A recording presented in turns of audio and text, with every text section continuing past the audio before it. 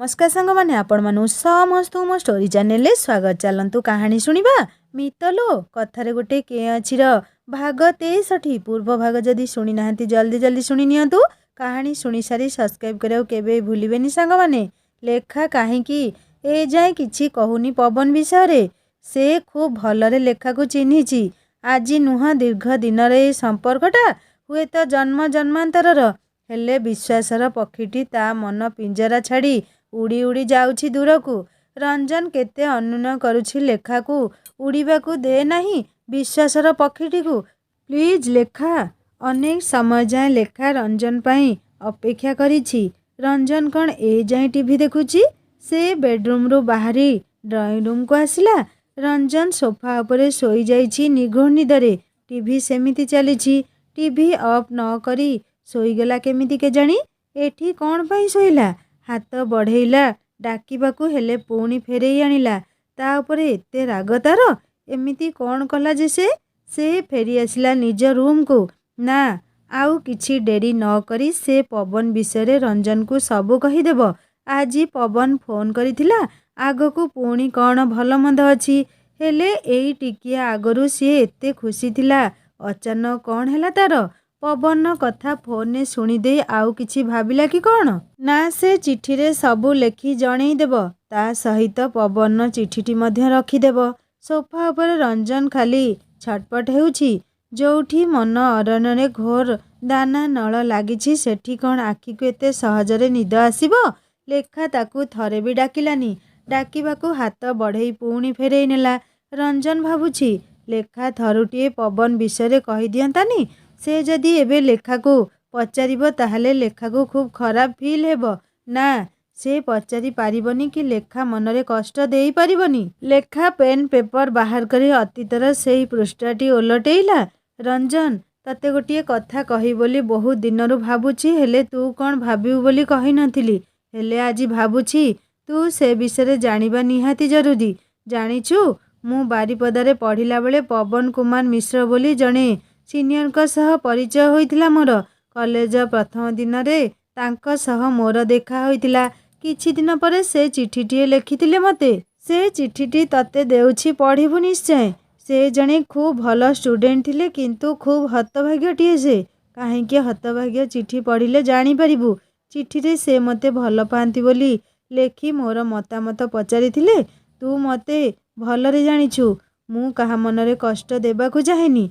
मो पाखरे सहज सरल उत्तर थिला ना बोली। किंतु मु जानी जानी ना कही पारि नथिली। मु जो फिजिक्स लैब असिस्टेंट मैडम को पाखरे ट्यूशन पढ़ुथुली एठी पवन सेते बेले फिजिक्स ऑनर्स नहीं पढ़ुथुले। थरे मैडम छुट्टी गले सेई समय पवन को दायित्व देइथिले मते पढ़ेइबा पई। कारण पवन तांको बेच ओडिया रे टॉप 10 पिला भितरु जणे थिले। खूब मेधावी छात्र कॉलेज थिले से। आउ थरे मो ना पाई से डिप्रेशन शिकार न होंतु सेइथिपाई मु ना कही पारि नथिली। मु भाबुथुली मेडिकल पाई दूर को चलीगले से मते निश्चय भूली जिबे। सतकु सत से मेडिकल पाई कॉलेज छाड़ी जिबा दिन आसिला। हेले गला बेले कही जाइथिले मो जवाब को से अपेक्षा करिए बोली। मु सेतेबेले से कथा को एते गुरुत्व देई नथिली। कारण मो मन भितरे तो केवल तू ही थिलु। से जगह पाई आउ किए कौन कहीगले मते कौन जाए आसे जे। से अमेरिका चलीगले मेडिकल पढ़िया पाई। मु खूब खुशी थिली से मते भूली जे बोली। सेया भी हेला भाबी मु तांको कथा संपूर्ण भूली जाइथिली। किंतु दुनिया खूब छोट रंजन को सह एते वर्ष परे देखा हला कोउठी जानिछु हॉस्पिटल ले जोठी तू बेहोश पड़िथिलु। आउ से डॉक्टर होई तो ट्रीटमेंट पाई आसीथिले। तांको को जणा थिला आम दुहिंक विषय रे जे। से मते प्रथमे देखी दुखरे कहिथिले मु आउ काहाकू केमिति बाहा ही गली बोली। सत कहूची बहुत खराब लागिथिला से दिन तते आउ केही बोली मो आगरे कहिले। तांकर बा को दोष से सबु से दिन मोर किछि फरक न थिला। हेले तो पाई मो मनरे खूब भय थिला। गोटिए पेशेंटर जीवन डॉक्टर हातरे। पवन जदिओ सेमिति नुहंती तथापि मो विषय खूब आशंका आसीथिला तो पाई। तांको कैबिन को धाई गली किछि विचार न करी सबू कहली तो आउ मो विषय। से दुखी हेले किंतु सबू बुझिले। आउ तो देह खूब शीघ्र भल होई जिवार आश्वासना मध्य देइथिले मते। मु खुशी हेली। ଯାହା ହଉ ସବୁ ସମସ୍ୟାର ସମାଧାନ ତ ହୋଇଗଲା। ହେଲେ ଆଜି ପୁଣି କାହିଁକି ସେ ଫୋନ୍ କଲେ ମୁଁ ଜାଣିନି ସେ କଥା। ତୁ ଏସବୁ ଶୁଣି ମୋତେ ଖରାପ ଭାବୁନୁ ତ? ତୋ ଛଡ଼ା ମୋ ମନ ହୃଦୟରେ କେହି ନାହିଁ ରଞ୍ଜନ। କେହି କେବେ ଆସିପାରିନି କି ପାରିବନି। ଏ ମନ ପ୍ରାଣ ହୃଦୟ କେବଳ ତତେ ହିଁ ଚିହ୍ନିଛି, ତତେ ହିଁ ଜାଣିଛି। ମୁଁ ତତେ ହିଁ ଭଲ ପାଏ, ବହୁତ ବହୁତ ଭଲ ପାଏ। ଇତି ତୋର ଲେଖା। ଲେଖା ଚିଠିଟି ଚଉତେଇ ଗୋଟିଏ ଖାମ୍ ଭିତରେ ଭର୍ତ୍ତି କଲା। ତା ସହିତ ପବନ ଚିଠିଟି ମଧ୍ୟ ରଖିବାକୁ ଭୁଲି ନଥିଲା। ରାତି 3ଟା ବାଜିଲାଣି। ଏତେ ସମୟ ଲାଗିଗଲା ଚିଠିଟି ଲେଖିବାକୁ ବୋଲି ଲେଖା ଆଶ୍ଚର୍ଯ୍ୟ ହେଉଛି। ଲେଖା କିଚେନକୁ ପାଣି ପିଇବା ପାଇଁ ଯାଇ ଚମକି ପଡ଼ିଲା। ଲେଖା ମନେ ମନେ ଭାବୁଛି ରଞ୍ଜନ କାହିଁକି ତାକୁ ଏମିତି ଭୁଲ ବୁଝୁଛି। ସବୁ କଥା ଜାଣିଲା ପରେ ରଞ୍ଜନ ତାକୁ ଆଉ ସନ୍ଦେହ କରିବନି। ଲେଖାର ମନଟା ଯେମିତି ଅଚାନକ ହାଲୁକା ଲାଗିଲା। ବାସ୍, ରଞ୍ଜନ ଯଥାଶୀଘ୍ର ତା ଚିଠିଟି ପଢ଼ି ନେଉ, ଆଉ ତା ମନରେ ଯାହା ବି ଦୁଃଖ ଅଛି ସବୁ ଦୂର ହୋଇଯାଉ। ଏତେ ଦିନର ବୋଝ ହାଲକା ହେବା ପରେ ଲେଖା ପାଣି ପିଇବାକୁ ରୋଷେଇ ଘରକୁ ଯାଇ ଦେଖେ ତ ସେଠାରେ ରଞ୍ଜନ ଛିଡ଼ା ହୋଇ ପାଣି ପିଉଛି। ଲେଖା ମନଟା କେମିତି ଦୁଃଖରେ ମଉଳିଗଲା। ରାତିଯାକ ସେ ରୁମ୍ରେ ତା ଅପେକ୍ଷା କରି ବସିଛି, ଅଥଚ ସିଏ ଏଠି। କିଛି ବି ଯଦି ଅଛି ସେ ତାକୁ ସବୁ ଅଧିକାରେ ପଚାରି ତ ପାରନ୍ତା। ହେଲେ ସେ ଏମିତି କାହିଁକି ଚୁପ୍ ଅଛି? ନିଜ ଭିତରେ ଗୋଟିଏ ବିରାଟ ଝଡ଼କୁ ଚାପି ଧରି ନୀରବ ରହିଛି ରଞ୍ଜନ ଗୋଟିଏ ଅଭିଯୋଗ ଭରା ଚାହାଣୀରେ ଲେଖାକୁ ଅନେଇ ପାଣି ବୋତଲଟି ଉଠେଇ ରୋଷେଇ ଘରୁ ଯିବାକୁ ଲାଗିଲା। ଲେଖାକୁ ଜାଣିବାକୁ ବାକି ରହିଲାନି ରଞ୍ଜନ ବହୁତ ରାଗିଛି ତା ଉପରେ। ସେ ଯଦି ପବନ କଥା ଫୋନରେ ଶୁଣିଥାଏ କେହି ହେଲେ ବି ମନ ଦୁଃଖ ତ କରିବ। ରାଗିବ ନିଶ୍ଚୟ। ଭୁଲ ତ ସେ କରିଛି ରଞ୍ଜନକୁ ପବନ ବିଷୟରେ ନ ଜଣେଇ। ଲେଖା ଝଟ୍ସେ ରଞ୍ଜନ ହାତ ଧରି ନିଜ ଆଡ଼କୁ ଟାଣି ଆଣି ପଚାରିଲା, ଏଇ କ'ଣ ହୋଇଛି ତୋର? ମୁଁ କ'ଣ କରିଛି ତୁ ମୋ ପାଖରୁ ଏମିତି ଦୂରେଇ ରହିଛୁ? କିଛି ଅଛି ଯଦି କହୁନୁ କାହିଁକି? ତୋର ଏମିତି ବ୍ୟବହାର ମୋ ଜୀବନ ନେଇଯିବ ଜାଣିଥା। ରଞ୍ଜନ ଲେଖା ମୁହଁରେ ହାତ ଦେଇ କହିଲା, ନା, ତୁ ଏମିତି କାହିଁକି କହୁଛୁ? ଜାଣିଛୁ ଲେଖା, ମଣିଷ ବହୁତ ରଙ୍ଗୀନ ସ୍ୱପ୍ନ ଦେଖେ। ମନର ମାଟିରୁ ଅଙ୍କୁରିତ ସ୍ୱପ୍ନ କାହା ପାଇଁ କଦମ୍ବ ବୃକ୍ଷ ପାଲଟେ ତ କାହା ପାଇଁ ବିଷ ବୃକ୍ଷ। ଲେଖା ରଞ୍ଜନ ମୁହଁକୁ ଅନେଇଲା। ଆଖି ଦୁଇଟିରେ ଅସଂଖ୍ୟ ପ୍ରଶ୍ନବାଚୀ ପରିଷ୍କାର ଭାବରେ ପ୍ରତୀତ ହେଉଥିଲା। ସେ ରଞ୍ଜନ ଏମିତି ଅଭିମାନ ଭରା କଥା ଶୁଣି ନିଜକୁ ଆଉ ସମ୍ଭାଳି ପାରିଲାନି। ରଞ୍ଜନ ଛାତିରେ ମିଶିଯାଇ ଖୁବ୍ ନିବିଡ଼ ଭାବରେ ଧରି ପଚାରିଲା, ମୁଁ କ'ଣ କରିଛି କହୁନୁ କାହିଁକି? ଲେଖା ଅନୁଭବ କଲା ଅନ୍ୟ ଦିନ ପରି ରଞ୍ଜନ ଗାଢ଼ ଆଲିଙ୍ଗନ ତାକୁ ଆଉ ତା ଭିତରେ ମିଶାଇବାକୁ ତା'ର ବଳିଷ୍ଠ ବାହୁଦ୍ୱୟ ଆଗେଇ ଆସୁନି।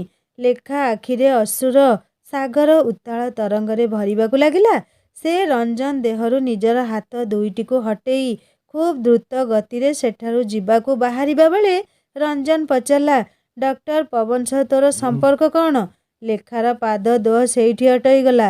ସେ ବୁଲିପଡ଼ି ରଞ୍ଜନକୁ ଚାହିଁ ରହିଲା। ରଞ୍ଜନ ପୁଣି ଥରେ କହିଲା, ସେଦିନ ସେ ତୋତେ କାହିଁକି କହିଲେ କିସି ଅର୍ ସେ ଶାଦି କଲି? ମୁଁ ତାହେଲେ ଆଉ କେହି? ପବନ କିଏ? ତା ସହ ମୋର କ'ଣ ସମ୍ପର୍କ? ସବୁ କହିବି, ହେଲେ ତୁ କେମିତି ଜାଣିଲୁ ସେ ମୋତେ ଏ କଥା କହିଥିଲେ ବୋଲି? ସେତେବେଳେ ତୁ ତ ବେହୋସ ଥିଲୁ। ତୁ ତାହେଲେ ମୋ ଉପରେ ସନ୍ଦେହ କରୁଛୁ ନା? ଲେଖା କଥା ପୂରା କରିପାରିଲାନି। କଣ୍ଠସ୍ୱର କୋହରେ ଭରି ଆସୁଥିଲା। ସେ ଏତେ ରାତିରେ ଆଉ ରଞ୍ଜନକୁ କିଛି ଉତ୍ତର ଦେବା ଅବସ୍ଥାରେ ନଥିଲା।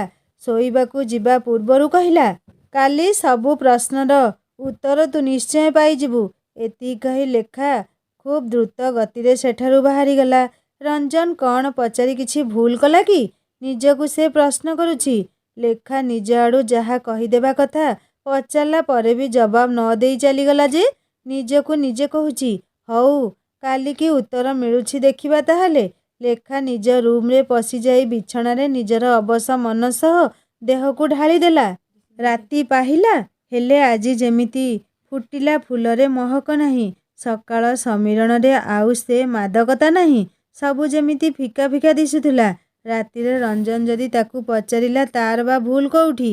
ଆଜି ତାକୁ ଡ୍ୟୁଟିକୁ ଯିବାକୁ ଦେବନି ବୋଲି ଭାବି ଫୁଲ ତୋଳି ଆସି ଦେଖେ ତ ରଞ୍ଜନ ଡ୍ୟୁଟି ଯିବାକୁ ରେଡ଼ି ହେଉଛି। ଲେଖା ଜାଣିଛି ଆଉ ସେ କିଛି ଶୁଣିବନି। ଏଡ଼ିକି ରାଗି ନା ସେ। ଗତ ରାତିରେ ଲେଖିଥିବା ଚିଠିଟି ଜଲ୍ଦି ଯାଇ ତା ୟୁନିଫର୍ମ ପକେଟରେ ରଖିଦେଲା। ରଞ୍ଜନ ୟୁନିଫର୍ମ ପିନ୍ଧି ରେଡ଼ି ହୋଇ ଯିବାକୁ ବାହାରିବା ବେଳେ ଲେଖା ତା ଆଗରେ ବାଟ ଘେରି ଠିଆ ହୋଇ କହିଲା, न खाई कुआड़े जाउछु तू? एमितिरे तो देह ठीक नहीं। आजी ड्यूटी जानी प्लीज। बहुत कथा कहिबार अछि तते।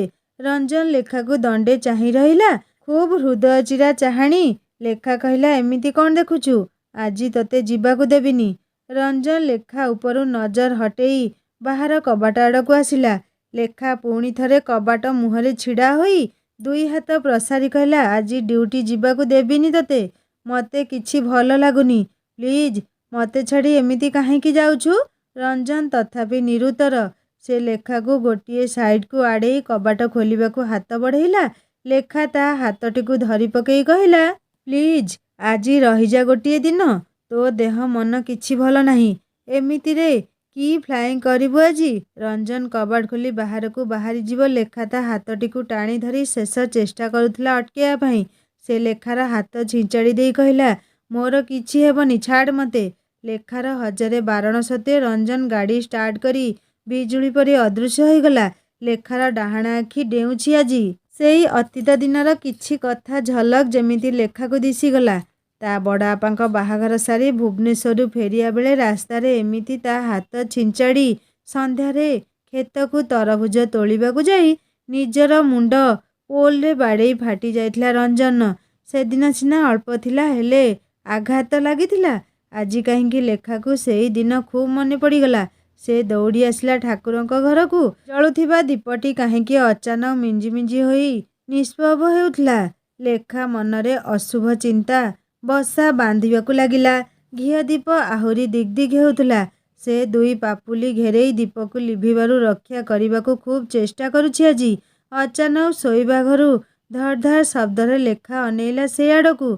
एमिति कौन शब्द आसिला? केही तो नाहांती सेठी। से दीपकू लिभिबारु रक्षा करी शोइबा घरकू फेरी आसिला। देखिला झरका देई ड्रेसिंग टेबुल जम्प करी काली बिलेईटीए बाहरी जाउछि। ता गोड़ लगी लेखार सिंदूर फरुआटी तले खोली होई पड़ी जाइछि। पूरा घर सिंदूर बिछेई लाले लाल हो जाइछि रक्त रंजित होला परी। लेखा एसबु देखी जेमिति सेठी बेहोश होई जिवो। एसबु अशुभ संकेत आजी काहींकी? हे माँ पार्वती बुढ़ी मो सिंदूर तते लागिला लो माँ। मने मने प्रार्थना करुथिला लेखा। अचानक देखिला से अचानक आखिरे पड़िला छोट चिठिए। लेखा खूब आग्रह खोलिला रंजन लेखा। से कौन लेखिछि बोली लेखा खूब शीघ्र पढ़िबाकू लागिला। ए लेखा काली राति 3टा जाए अपेक्षा कली हेले तू मते डाकिलुनी। TV off करिबाकू आसिलु। मते डाकिबाकू हाथ बढ़ेई पुणी फेरेई नेलु। मु शोई नथिली सबु देखिछि। रातिरे पवन फोन भी तो पाखकू आसीथिला। केवल एतिकी दुख रहीगला जे तू मते निज आड़ू पवन विषय किछि कहिलुनी। अपेक्षा थिला तू निश्चय कहिबु बोली। तू मते आज ड्यूटी को आसीबाकू देउ नथुलु। अरे चंडी एते शीघ्र कौन ड्यूटी जॉइन करिबी मु जाउछि कैंप हॉस्पिटल ऑब्जर्वेशन रहिबी। स्पेशलिस्ट क्लियरेंस देले जाई फ्लाइंग करि परिबी। आरआर हॉस्पिटल से माने एई कैंप हॉस्पिटल रहिबाकू रेफर करिसंती। हॉस्पिटल तू तो देखिछु। एई भितरे चाहिए आसी परिबू देखा करिबाकू मते। इति तोर रंजन। लेखा टिके आश्वस्त होला। ओहो कि डर लागुथुला सबू दूर होईगला। एबे टिके शांति लागिला ताकू। एई कैंप भितरे हॉस्पिटल रंजन रहिबो। से केतेबेले भी चली चली जाई देखा करि परिबो ता सहित। लेखा देखिला से जो यूनिफॉर्म ने पवन विषय लेखि रखिथिला रंजन सेईटा पिंधिनी। हे भगवान हौ से फेरिले निश्चय चिठीटी देई देबो। आउ भय नाही सबू बुझेई कहीदेब। लेखा उपरोली मिसेस सिंह को नहीं कैंप भितर थिबा हॉस्पिटल को रंजन को देखा करबाकू आसिला। वार्डरे रंजन को देखी लेखा आखि टिके ओदा होई आसुथिला। आहुरी हॉस्पिटल दुख सरीनी तोर? मिसेस सिंह कहले अरे लेखा दुखी क्यों हो रही हो? हमारे हॉस्पिटल दूसरे से अलग है। इधर कोई परेशानी नहीं है। पता है ये लोग पीटी पैरेड नहीं करने की चक्कर में सिक रिपोर्ट कर देते हैं। रंजन मिसेस सिंह को कथार अल्प अल्प हसुला। लेखा भावुला एमिति भिड़ भितर रंजन को पवन विषय केमिति कहब। से पचारला केबे छाड़िबे तते?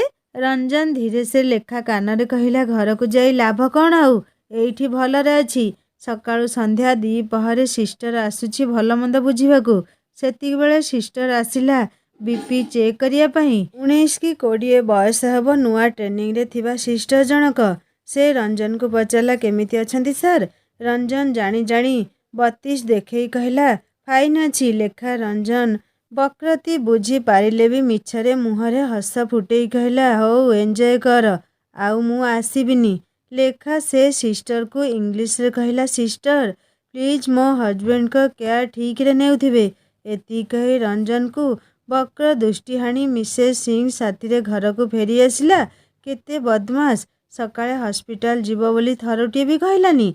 से केते अशुभ कथा भाबिला हो एबे फेरी आसु ता विचार करिव से। लेखा मिसेस सिंह को पचारला दीदी रंजन तो पूरी तरह ठीक है फिर क्यों हॉस्पिटल में एडमिट किया है। हाँ पायलट लोगों का मेडिकल 100% परफेक्ट होना चाहिए तभी फ्लाइंग कर सकते हैं। रंजन बेहोश तो था डॉक्टर की ऑब्जर्वेशन में तो रखेंगे ना। हाँ दीदी 15 दिन परे आज रंजन मेडिकल सबू क्लियर हैला से आज हॉस्पिटल घर को फेरिबा। लेखा सबू खाइबा पत्र रेडी करी सारिछि सांगरे रंजन को आनिया पई से बाहरी गला। मन भीतर असुमारी खुशी 15 दिन से केमिति बितेइछि से ही जानिछि। दिन जाक से हॉस्पिटल पळे आसे रंजन सह सिस्टर सह कथा होई बीती जाए। हॉस्पिटल भितरे छोट गार्डन टी अच्छी सेठी बसी बसी रंजन सह अनेक समय भी बितेइछि। हेले रातीटा पूरा घरटा जेमिति खाई गोड़ाए ताकू। रंजन मनरू धीरे धीरे पवन कथाटा भी धुआलिया होई आसिलानी। जोठी मन हृदय जनकर अन्य जनक पाखरे बंधा पड़िछि सेठी एई सामान्य संदेह बा कौन करि परिबो। लेखा हॉस्पिटल ले पहुँचला। आज से मिसेस सिंह को आउ डाकी नाही एकुटिया आसीछि। रंजन मेडिकल फॉर्मालिटी सबू सरला। से कहला तू गेट पाखकू जाऊ था मु ग्यारेज रू गाड़ी बाहर करी आणुछि। लेखा हॉस्पिटल गेट पाखरे छिड़ा होइछि। गेट बाहरु आसुथिबा कारटीए ता पाखरे अटकिला। कार गेट खोली बाहरु थिला पवन। पवन को देखी लेखार छातीटा धड़धड़ हेबाकू लागिला। रंजन देखिले कौन भाविबो। बहुत कष्टरे रंजन टिके सामान्य होइछि। पवन मुहरे हस फुटेई कहला लेखा तमे एठी कौन हैला पुणी। ना किछि होइनी। रंजन मेडिकल क्लियरेंस थिला आजी। अच्छा भल कथा मु भी गोटे केस पे आसीथिले एठिकू। हौ भल कथा मते तम घर को डाकिबनी लेखा कहिला पवन। लेखा एमिति परिस्थिति रे पड़िछि कौन कहिबो ताकू। ग्यारेज आड़े तार आखि लाखि रहिछि। पवन सहित ताकू पुणी थरे देखिले रंजन कौन भाविबो। लेखा किछि कहिबा पूर्वरु पवन लेखार दुई हाथ को धरी कहला अरे व्यस्त हुअनी मजारे कहूतली खुशी रे रुह दुई जण आउ तम जीवन भीतर को केबे दखल देबाकू आसीबिनी रहुछि लेखा। पवन आखिरी थिला जंत्रणार लुह। दूररू रंजन देखिला पवन लेखार दुई हाथ धरी कौन कहूछि। ता मनरे मरी जाइथिबा अभिमान गछटी पुणी सबुजिमारे भरीगला। लेखा आखि मध्य पवन कथारे आद्र हेउथुला। से कहला आपण काहींकी कहले मो शेष कथा रखी परिबेनी बोली। शेष कथा कौन गोटे भल झियो देखी बाहा हेबाकू तो कहिथिली। हाँ लेखा तम कथा रखी पारुनी मते भूल बुझिबनी आसुछि एबे। पवन पुणी कार स्टार्ट करी हॉस्पिटल भितरे पशिला। रंजन ग्यारेज रू जानी जानी गाड़ी डेरी करी आनी कहला बस गाड़ी रे। लेखा देखिला रंजन मुह हटा सुखी जाइछि। से पचारला अचानक कौन हैला तोर। ना किछि नहीं मु आजी आफ्टरनून ड्यूटी रे जॉइन करुछि। आजी हाँ बहुत रेस्ट होइगला। ता छड़ा बड़रे कौन हलचल चलीछि एबे खूब टाइट शेड्यूल रहिबो। मोर मेडिकल क्लियरेंस को अपेक्षा थिला। लेखा मुह सुखैला। घरे पहुँची लेखा खूब शीघ्र शीघ्र रोषेई सारिला। रंजन एबे भी भाबुछि लेखा पवन विषय ताकू कहिबो। लेखा भाबुछि लेखिथिबा चिठीटी आज ड्यूटी जिबा बेले ता पकेटे रखिदेब। जिए जहा भावनारे मशगुल। लेखा मनरे असंख्य द्वंद्व। रंजन चिठी पढ़ी सारी तार कौन मनोभाव हब से केमिति जानिबो। तेणु निजे सामनारे कहिदेब ठीक रहिबो। हेले से आज हॉस्पिटल फेरी संगे संगे ड्यूटी जिबा कथा कहूछि। लेखा को किछि भी भल लागु न थाए। से रंजन को खाइबा बाढ़ी दे खाइबा को डाकिला। रंजन आजी टिके गंभीर दिसुथिला। लेखा जानिला ना कथा बहुत बाट पहुँचीबा आगरु आज किछि समाधान करिया को पड़िबो। रंजन मनरे पवन को नहीं जो संदेहर वृक्ष बढ़िबा को लागिछि आज तार ମୂଳ ଉତ୍ପାଟନ କରିବାକୁ ହେବ। ଆଜି ଯାହା ବି ହୋଇଯାଉ ସେ ରଞ୍ଜନକୁ ଡ୍ୟୁଟି ଯିବାକୁ ଦେବନି। ରଞ୍ଜନ ଖାଇବାକୁ ବସିଲା। ଲେଖା ମଧ୍ୟ ତା ସହ ବସି ପଡ଼ିଲା ଖାଇବା ପାଇଁ। କାରଣ ସେ ନ ଖାଇଲେ ରଞ୍ଜନ ବି ଖାଇବନି। ଲେଖା ତା ଭାବନାରେ ଖୁବ୍ ମଜି ଯାଇଛି। ରଞ୍ଜନ ଲେଖାର ଚିନ୍ତାପୂର୍ଣ୍ଣ ମୁହଁଟିକୁ ଦେଖି ପଚାରିଲା, କ'ଣ ଏମିତି ଭାବୁଛୁ ଯେ? ଖାଉନୁ କାହିଁକି? ଲେଖା ଆଗ ପଛ ନ ଭାବି କହିଲା, ଆଜି ତୁ ଡ୍ୟୁଟି ଯିବୁନି।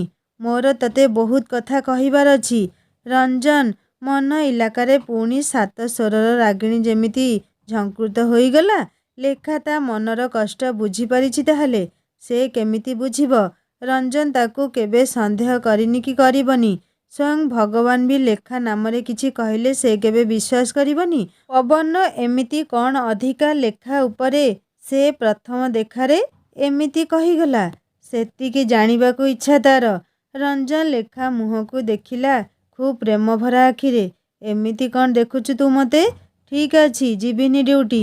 ତୁ ମନା କରୁଛୁ ତ? ତାହେଲେ ଯିବିନି। ହେଲେ କ'ଣ ବା ଲାଭ? ଲେଖା ଖୁସି ହୋଇ ରଞ୍ଜନ ପାଟିରେ ଶେଷ ଗୁଣ୍ଡା ଖୁଆଇ ଦେଇ ରୋଷେଇ ଘରକୁ ଦୌଡ଼ିଲା।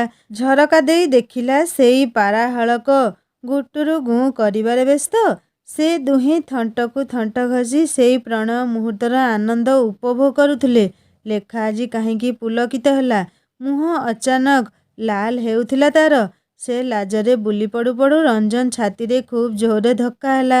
ତୁ କହିଲୁ ଡ୍ୟୁଟି ନ ଯିବାକୁ ଗଲି ନାହିଁ। କ'ଣ କହିବୁ ପରା, କହୁନୁ କାହିଁକି? ଲେଖା ଦୌଡ଼ି ଯାଇ ତାକୁ ଲେଖିଥିବା ଚିଠିଟି ତା ସହିତ ପବନର ଚିଠିଟି ଧରେଇ କହିଲା, ଏଇଟା ପଢ଼। ତୋ ମନରେ ଯାହା ବି ସନ୍ଦେହ ଅଛି ପଚାର ମୋତେ। ଆଜି ଯାଏଁ ଯଦି ମୋତେ ଚିହ୍ନି ପାରିଲୁନି। ଲେଖାର ଆଖିରେ ଅଭିମାନ ଘନ ମେଘମାଳ ଛାଇ ଯାଉଥିଲା ଯେମିତି। ରଞ୍ଜନ ବଳିଷ୍ଠ ବାହୁରେ ଲେଖାକୁ ଉଠେଇ ନେଇ ସୋଫା ଉପରେ ବସେଇ ନିବିଡ଼ ଆଲିଙ୍ଗନରେ ଧରି କହିଲା, ରାଗିଛୁ ମୋ ଉପରେ? ତତେ ସନ୍ଦେହ କରିବା କେବେ ସ୍ୱପ୍ନରେ ଭାବିନି। ହଁ, ଟିକିଏ ଅଭିମାନ ଆସିଥିଲା ତୁ ନିଜ ଆଡ଼ୁ ପବନ ବିଷୟରେ କିଛି କହିଲୁନି ବୋଲି। ରାତି 3ଟା ଯାଏଁ ସେଦିନ ନ ଶୋଇ ତତେ ଅପେକ୍ଷା କଲି ଡାକିବୁ। ତା ଭିତରେ ପବନର ଫୋନ୍ ବି ଆସିଲା। ତୁ ବି କଥା ହେଲୁ। ସେ କୋଉ ଅଧିକାରରେ ଏମିତି କହୁଛି କହିଲୁ ତତେ? ମୋ ଜାଗାରେ ତୁ ଥିଲେ କ'ଣ କରିଥାନ୍ତୁ ଜାଣିଛୁ? ପ୍ରଥମ ରାତିରେ ତତେ ଚିଠିଟି ଦେବି ବୋଲି ଭାବି ସାଙ୍ଗରେ ନେଇଥିଲି। ହେଲେ ତା ପୂର୍ବରୁ ତୁ ତ ଯାହା କରିଲୁ ସେଇ କଥାକୁ କେତେ ଥର ଆଉ କହିବୁ ଯେ? ହଁ, ସେଇ ଚିଠିଟି ମୁଁ ପଢ଼ି ଦେଇଥିଲି ସେଦିନ। ତୁ ବି ବୋକି ଏମିତି ଚିଠି ସମ୍ଭାଳି ରଖିବା କଥା ନା ନାହିଁ? ଲେଖା ବିସ୍ମୟରେ ମୁହଁ ଉଠେଇ ରଞ୍ଜନକୁ ଅନେଇଲା। ହଁ, ମୁଁ ପଢ଼ିଛି ସେଇ ଚିଠିଟି। ଲେଖା ପବନ ବିଷୟରେ ଲେଖିଥିବା ଚିଠିଟି ରଞ୍ଜନ ପଢ଼ି ସାରି ଲେଖାର ଅଧରକୁ ତୋଳି ଧରି କହିଲା, ମୁଁ ଜାଣିଛି ମୋ ଚଣ୍ଡୀ ସେମିତି ନୁହଁ। ଆଉ ସେମିତି ବୋଲି କେହି ନା କେହି ଚାହିଁବ ନିଜର କରିବାକୁ ତତେ। ବିଚରା ପବନର ବା ଦୋଷ କ'ଣ? ସେ ସେମିତି। ସେମିତି କ'ଣ? କିଛି ନୁହଁ। ହଁ, ସେଦିନ ମୁଁ ତାଙ୍କୁ ଶେଷରେ କହିଥିଲି ଭଲ ଝିଅଟିଏ ଦେଖି ବାହା ହୋଇଯିବାକୁ। ସେ ସେଇଆ ଫୋନରେ କହୁଥିଲେ ଯେ ସେ ସେକଥା ରଖି ପାରିବେନି ବୋଲି। ଆଜି ହସ୍ପିଟାଲ ଆସିଥିଲେ ତୁ ଯେବେ ଗାଡ଼ି ବାହାର କରିବାକୁ ଗ୍ୟାରେଜ ଭିତରକୁ ଯାଇଥିଲୁ ସେ ମୋ ହାତ ଧରି କହିଲେ ସେ ଆଉ କେବେ ମୋ ଜୀବନ ସୀମା ଭିତରକୁ ଆସିବେନି ବୋଲି। ଜାଣିଛୁ ସେ ସେମିତି ଖରାପ ନୁହନ୍ତି ମ। କହନ୍ତି ନା ନାରୀମାନଙ୍କ ହୃଦୟ ବହୁତ କୋମଳ। ଆଉ ଲେଖା ତ ସମସ୍ତଙ୍କଠାରୁ ଟିକିଏ ଭିନ୍ନ। କାହା ଦୁଃଖ ଦେଖିଲେ ସେ ସହିପାରେନି। ଏ କଥା ଜାଣିଛି ରଞ୍ଜନ। ହେଲେ ବି ସବୁ ପୁରୁଷଙ୍କ ପରି ସ୍ତ୍ରୀ ହୃଦୟରେ ଏକ ଛତ୍ର ବା ସମାଟ ହୋଇ ରହିବାକୁ ଚାହେଁ ରଞ୍ଜନ। ସେ କହିଲା, ଜାଣିଛି ଲେଖା, ହସ୍ପିଟାଲରେ ଥିବାବେଳେ ତାଙ୍କ ବିଷୟରେ ବହୁତ ଶୁଣିଥିଲି। ବହୁତ ହତଭାଗ୍ୟଟିଏ ସେ।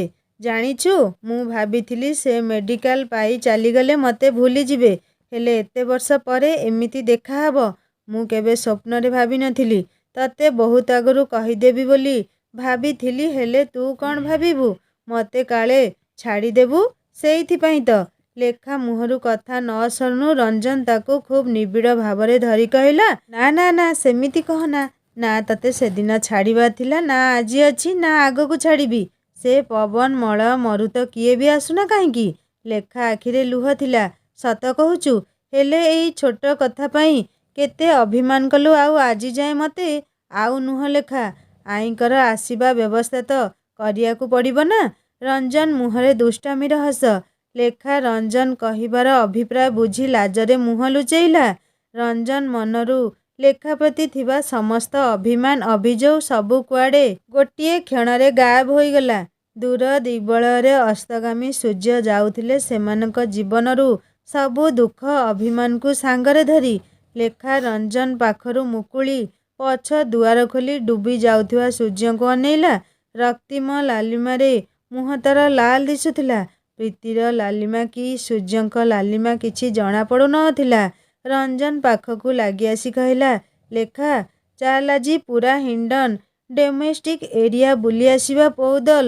ବହୁତ ଦିନ ହେଲାଣି ହସ୍ପିଟାଲରେ ରହି ରହି ମଣିଷ ପୁରା ପଙ୍ଗୁ ହୋଇଗଲାଣି।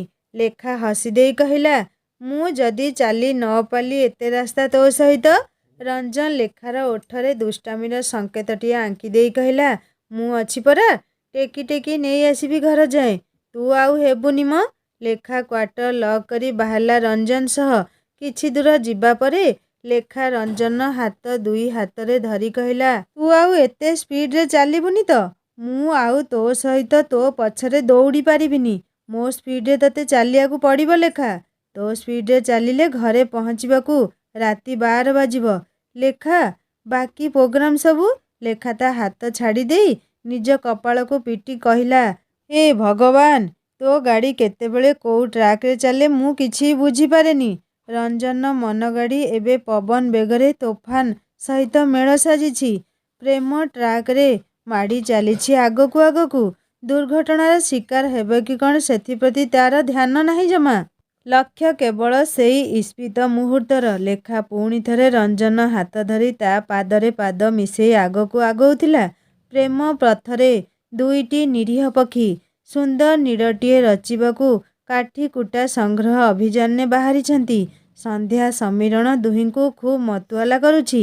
ଆଜି କାହିଁକି ପରିବେଶ ସବୁ ଦିନଠାରୁ କିଛି ଅଲଗା ଲାଗୁଛି ଦୁହିଁଙ୍କୁ। ପୂରା କ୍ୟାମ୍ପ ଏରିଆ ବୁଲା ସରିଲା କହିଲେ ଚଳେ। ସନ୍ଧ୍ୟା ଦେବୀ ଧୀରେ ଧୀରେ ରାତ୍ରି ଦେବୀ କୋଳରେ ମୁହଁ ଲୁଚଉଥିଲେ। ରାସ୍ତାର ଦୁଇପଟେ ଥିବା ଘଞ୍ଚ ବନାନୀରୁ ରାତ୍ରି ବିକଶ ଫୁଲରୁ ମହକ ଛୁଟି ଆସୁଥିଲା। ଷ୍ଟ୍ରିଟ୍ ଲାଇଟରେ ଦୁହେଁ ପୁଣି ଚାଲୁଥିଲେ ଆଗକୁ ଆଗକୁ। ଲେଖା କହିଲା, ଏଇ କି ଫୁଲ ଏତେ ବାସ୍ନା ହେଉଛି କହିଲୁ? ଆଗରୁ ତ ଆସିଛି ଏଇ ସମୟରେ, ହେଲେ ଆଜିର ବାସ୍ନା ଖୁବ୍ ମଧୁର। ହେଲେ ଦେଖାଯାଉନି କୋଉଠି ସେ ଫୁଲ। ଲେଖା ଏପାଖ ସେପାଖ ଅନେଇ ଦେଖିବାକୁ ଚେଷ୍ଟା କରୁଥିଲା। କୋଉଠୁ ସେ ବାସ୍ନା ଆସୁଛି? ରଞ୍ଜନ ହସିଦେଇ କହିଲା, କସ୍ତୁରୀ ମୃଗ ବିଷୟରେ ଜାଣିଛୁ? ନିଜ ନାଭିରୁ କସ୍ତୁରୀ ବାସ୍ନାରେ ବିଭୋର ହୋଇ ପୂରା ଜଙ୍ଗଲ ଖୋଜି ଆସେ କୋଉଠୁ ଆସୁଛି ସେହି ବାସ୍ନା ବୋଲି। ଆଉ ମୋ କସ୍ତୁରୀ ମୃଗ ତ ତୁ। ତୋ ପ୍ରେମର ବାସ୍ନା ମତେ ବି ମତୁଆଲା କରୁଛି ଆଜି। ବାସ୍ ବାସ୍, ତୁ ଏମିତି କବି ଭାବୁକ କେବେଠୁ ହେଲୁଣି କହିଲୁ? ହଁ ସତରେ ଲେଖା, ମଣିଷ ପ୍ରେମରେ ପଡ଼ିଲେ ଏମିତି କବି ପାଲଟେ।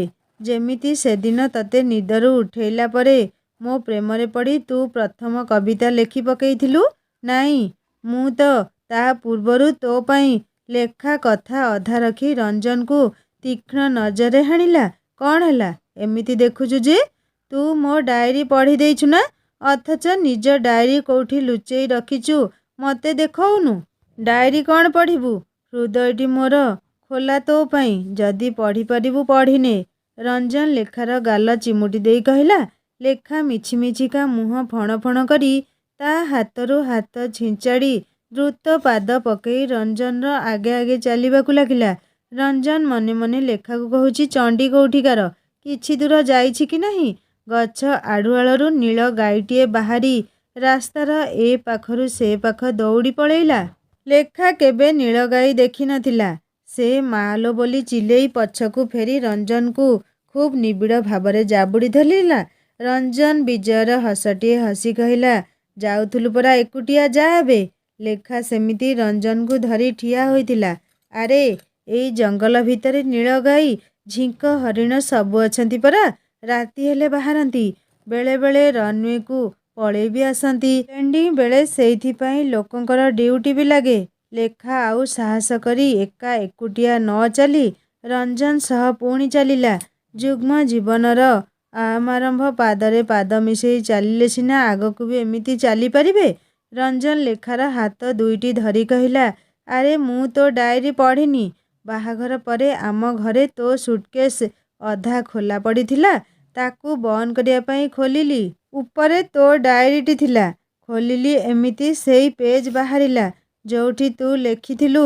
ଲେଖା ତା କଥା ସରିବା ପୂର୍ବରୁ କହିଲା, ଥାଉ ଥାଉ, କହିବା ଦରକାର ନାହିଁ। ତୁ ଆଉ ରାଗିବୁନି ତ? ନା ବାବା ନା, ତୋ ସଙ୍ଗେ ମୁଁ ଆଉ ପାରିବିନି।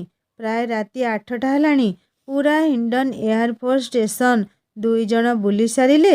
ସବୁ ପୁରୁଣା ପରିଚିତ ଭିତରେ ଆଜି ଯେମିତି ସବୁ ନୂଆ ନୂଆ ଲାଗୁଥିଲା ଦୁହିଁଙ୍କୁ। ରଞ୍ଜନ କହିଲା, ଆଉ ଘରେ ଯାଇ କ'ଣ ରୋଷେଇ କରିବୁ? ଏଇଠି କାଫେଟେରିଆରେ ଖାଇଦେଇ ପଳେଇବା। ଲେଖା ରଞ୍ଜନ ମୁହଁକୁ କେମିତି ଗୋଟିଏ ସନ୍ଦେହପୂର୍ଣ୍ଣ ଆଖିରେ ଅନେଇଲା। ଏସବୁ ପ୍ଲାନିଂ କେତେବେଳେ କଲୁ ଯେ?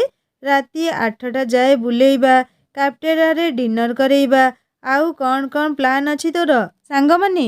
ରଞ୍ଜନ ମନରେ ପବନକୁ ନେଇ ଯେଉଁ ଝଡ଼ ଉଠିଥିଲା ତାକୁ ତ ଲେଖା ଦୂର କରିଦେଲା। ଏବେ ରଞ୍ଜନ ଓ ଲେଖା ଜୀବନରେ କ'ଣ ସବୁ ଆଗକୁ ଘଟିବ ଶୁଣିବା ନେକ୍ସଟ ପାର୍ଟରେ। କାହାଣୀ କେମିତି ଲାଗିଲା ମୋତେ କମେଣ୍ଟ କରି ଜଣେଇବେ। ଆଉ ଯଦି ଭଲ ଲାଗିଥାଏ ସବସ୍କ୍ରାଇବ୍ କରି ନିଶ୍ଚୟ ବେଲ୍ ଆଇକନ୍ ଦବାଇ ଦେବେ ସାଙ୍ଗମାନେ। ରହୁଛି, ନମସ୍କାର, ଜୟ ଜଗନ୍ନାଥ।